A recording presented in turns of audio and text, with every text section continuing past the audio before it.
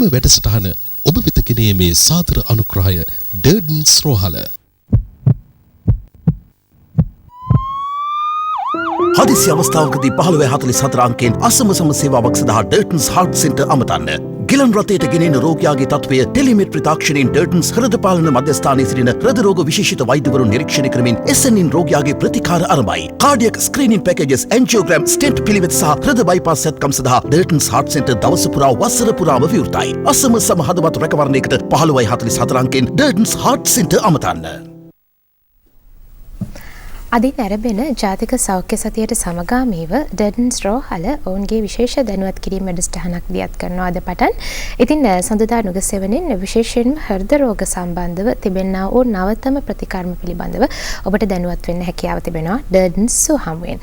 අද ඩර්ඩන්ස් සුවහමුවෙන් අපි කතා කරන්න හිතුවේ හෘද රෝග සඳහා ප්‍රතිකාර දියත් කරන ආකාරය පිළිබඳව නව තාක්ෂණය යොදා ගනිමින් කොයි විදිහටද ප්‍රතිකර්ම දියත් කරන්න කියලායි අද අපි කතා කරන්නේ. ඒ වෙනුවෙන් අපි ඇරයුම් කලා මැදිරියට බොහොම සුවිශේෂ වෛද්‍යවරයෙක්ට ඒ වෛද්‍යවරයා ප්‍රථමයෙන්ම පෙරදින විශ්වවිද්‍යාලයෙන් වෛද්‍ය පීඨයෙන් මූලික අධ්‍යාපනය හදාarලා ඉන් අනතුරුව වසර 11ක් මහා බ්‍රිතාන්‍යයේ වෛද්‍ය සේවාවේ නියතිලා ඉන් අනතුරුව කේම්බ්‍රිජ් සරසවියේ පශ්චාත් උපාධිය හදාarලා හෘද රෝග හා නූතන ප්‍රතිකාර ක්‍රම පිළිබඳව විශේෂඥයෙක් ලෙස බ්‍රිතාන්‍ය හා යුරෝපීය හෘද රෝග සංසදයන්හි විශිෂ්ට සමාජිකයෙක් ලෙස කටයුතු කරලා අද වන විට කොළඹ ඩර්ඩන්ස් රෝහලේ හෘද රෝග ඒකකයේ නේවාසික හෘද රෝග විශේෂඥවරයා විදිහට කටයුතු කරන පණ්ඩුල අතවදාරච්චි වෛද්‍යතුමන් බොහොම ගෞරවයෙන් පිළිගන්නවා. අයිබෝන් වෛද්‍යතුමනි. අයිබෝන්.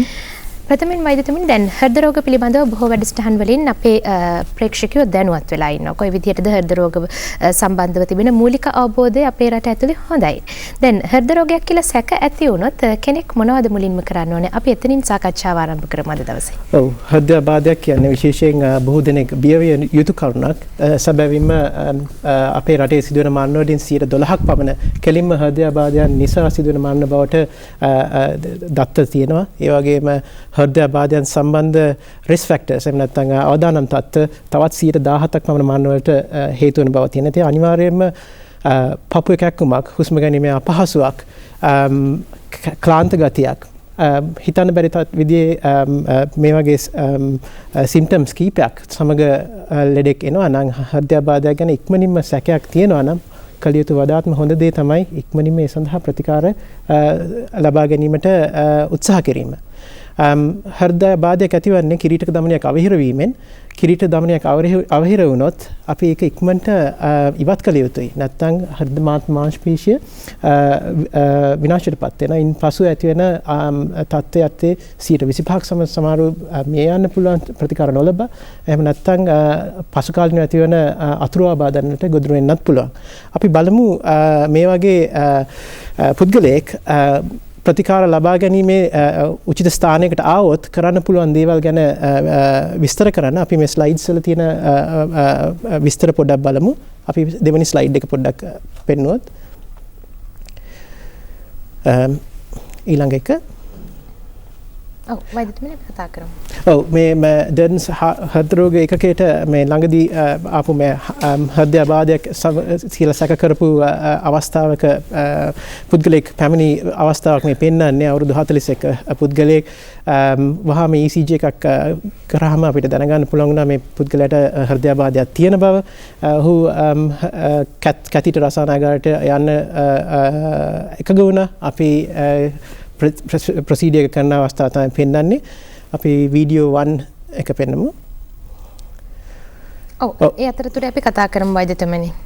ඔව් ඇන්ජියෝග්‍රෑම් පරීක්ෂණයක් කරනවා. අපි බාහුවෙන් ගන්න රුධිර වාහිනියක් තුලින් ඇන්ජියෝග්‍රෑම් පරීක්ෂණයක් කරලා ඔබට පේනවා අවහිර වෙච්ච රුධිර නාලයක රුධිර කැටියක් අහක් කරන හැටි. ඔබට දැන් මේ පෙනෙයි ඒ අහක් කරපු රුධිර කැටිය. මේ වගේ රුධිර නාලයේ රුධිර ගලණය සාමාන්‍ය තත්ත්වයට පත් කරන හැටි මේ පෙන්වන්නේ ස්ටෙන්ට් එකක් සහ බැලුනයක් ආධාරයෙන් විනාඩි 10ක් වැනි සුළු කාලයක් ඇතුළත හෘදයාබාධයේ එමර්ජන්සි එක අපි එතනින් අවසන් කරා.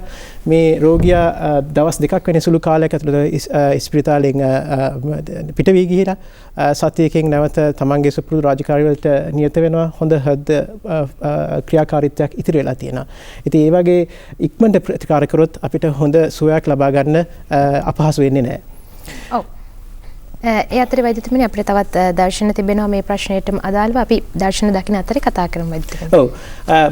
සාමාන්‍යයෙන් සමහර වෙලාවට මේ මීට වඩා සංකීර්ණ වෙන්න පුළුවන් මේ අවස්ථා මේ හෘද බාධයක් ඇති වෙච්ච අවස්ථාවලදී ඒ වගේ වෙලාවදී මේ වගේ පහසුකම් සහිත ස්ථානයකදී අපිට රෝගියාට ජීවිතය ගලවා ගැනීම සඳහා ගොඩක් ප්‍රතිකාර සපයන්න පුළුවන්. ඔබට පේන්නේ ඉන්ට්‍රාටික් බලූන් පම්ප් නමින් හඳුන්වන උපකරණයක් රුධිර පීඩනය පවත්වා ගැනීමට ඒ වගේම ටෙම්පරරි පේස් මේකර් උපකරණ වම් කොටසේ පහළ කොටසේ පේනවා.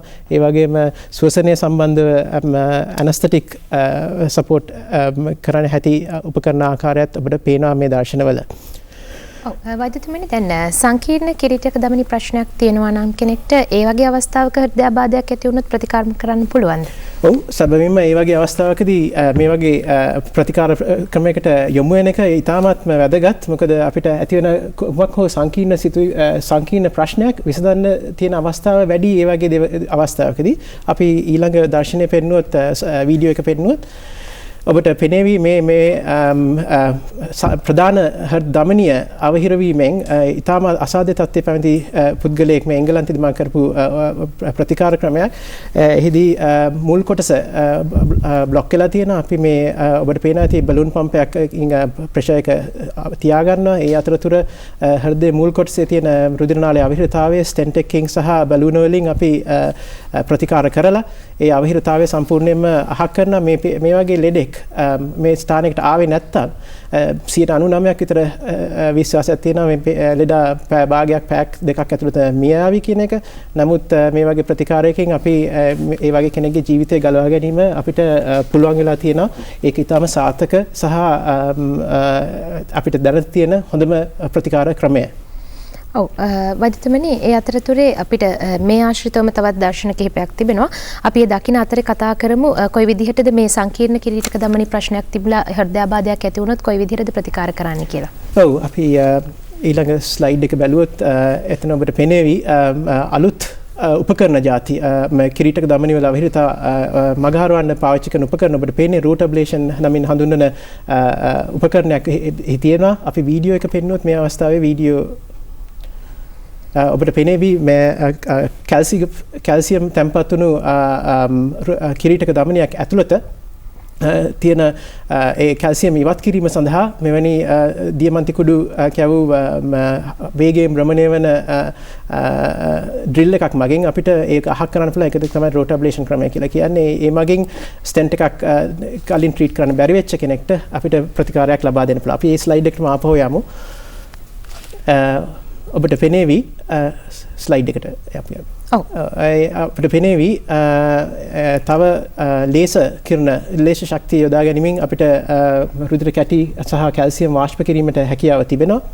ඒ වගේම අධෝරක්ත කිරණ සහ අල්ට්‍රාසවුන්ඩ් වලින් අපිට පුළුවන් රුධිර වාහිනිය තුල සිදුවෙන වෙනත් නොයෙක් ක්‍රියාකාරීත්වයන් මනමින් අධ්‍යයනය කරන්න මේ තාක්ෂණ සියල්ලම ඉදිරියේදී අපේ ආයතනයට සහ ලංකාවටත් ඒවි කියන එක අපි බලාපොරොත්තු වෙනවා. මේවා බ්‍රිතාන්‍යය සහ යුරෝපීය සංගමේ හොස්පිටල්ස් වල ගොඩක් වෙලාවට පාවිච්චි වෙන ප්‍රතිකාර ක්‍රම. හොඳයි අපි කතා කරමු තවදුරටත් ඊට පෙර ආතුව ඩර්ඩන්සෝ හමුවෙන් පුංචි විරාමයක් ගන්නවා අනුග්‍රහකින් ගැන මතක් කරගන්න.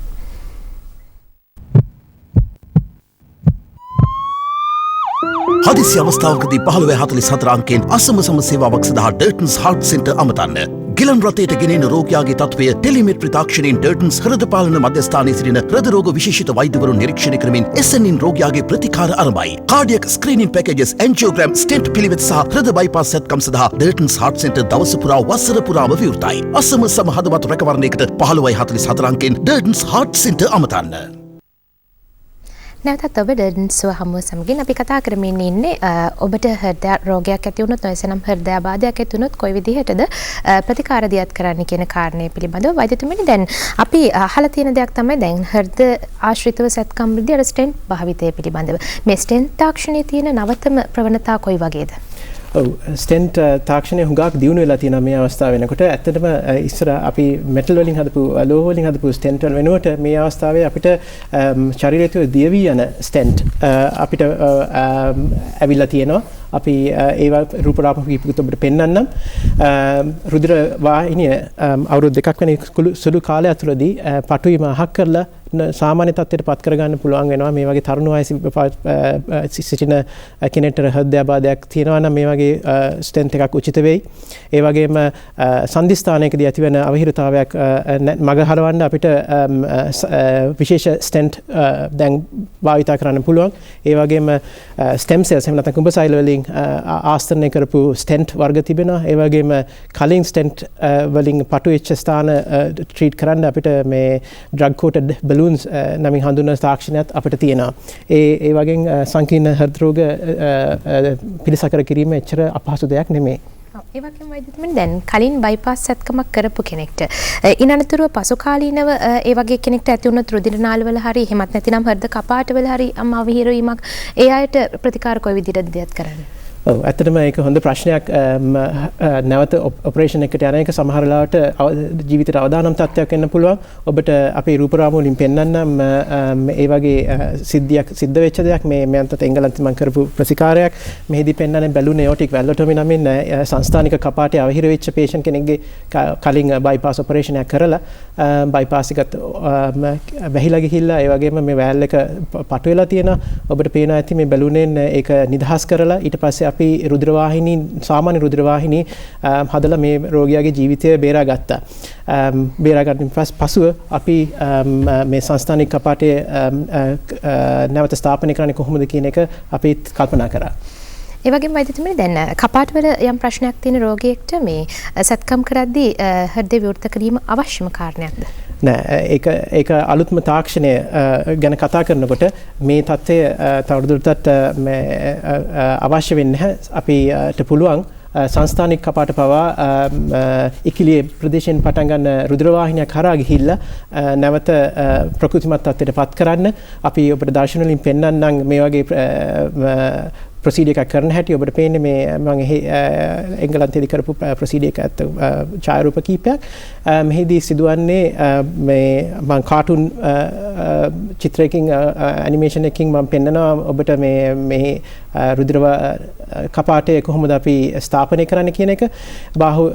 බාහුවෙන් ඔය ඉකිලියෙන් යන මාර්ගය ඔස්සේ ගිහිල්ලා ඔය පටු වෙච්ච සංස්ථානික කපාටය ඔබට පේන නැවත ප්‍රකෘති තත්ත්වයට පත් කරන්න බැලුනයක් සහ ආටිෆිෂල් කපාටයකින් අපි මේක හදන්න අපි උත්සාහ කරනවා.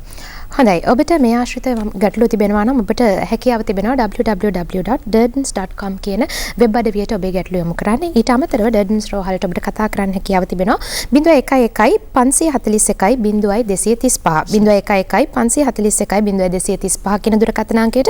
ඒ වගේම Derdens රෝහලේ හදිසි ඇමතුම් අංකයට ඔබට කතා කරන්න පුළුවන් 1544 තිරෙදිස් වෙනවා මේ දුරකථන අංකය. ඒ වගේම වෙබ් ලිපින ඔබට හැකියාව තිබෙනවා ඔබේ ගැටලු යොමු කරන්න.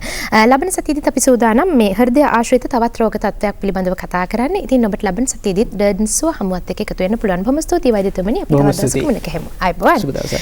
විරාමයකට ඉඩ කඩ විරාමෙන් අනතුරුව නැවත මුණ ගැහෙමු.